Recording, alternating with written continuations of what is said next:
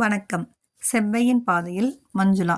TNEA counselling 2026 அண்ணா யூனிவர்சிட்டியில் நடக்கக்கூடிய Tamil Nadu என்ஜினியரிங்கான admission பற்றி நம்ம பார்த்துட்டு வரோம்.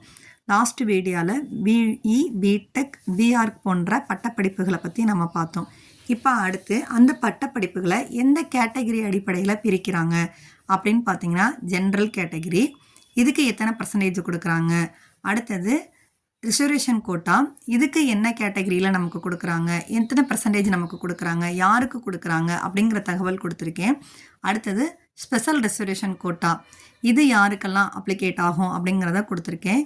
இது போக மேலும் உங்களுக்கு அஃபீஷியல் வெப்சைட் கொடுத்துருக்கேன். இதுக்குள்ளே நீங்கள் போய் எப்படி பார்க்கணும் அப்படின்னா, அண்ணா யூனிவர்சிட்டியோட இந்த அஃபீஷியல் வெப்சைட்குள்ளே போனீங்கன்னா இப்படி ஓப்பன் ஆகும். அதில் இந்த லெஃப்ட் சைடில் இருக்க இந்த 3 கோடை நீங்கள் தொட்டிங்கன்னா பிளாக் கலரில் இந்த மாதிரி ஒரு பேஜ் ஓப்பன் ஆகும்.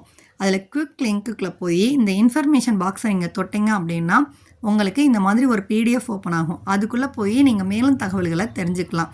இது போக என்னோட அடுத்த அப்டேட் வீடியோவை நீங்கள் பார்க்கணும் அப்படின்னா கீழே டிஸ்கிரிப்ஷன் பாக்ஸில் என்னோட லிங்க்கை எல்லாமே கொடுத்துருக்கேன்.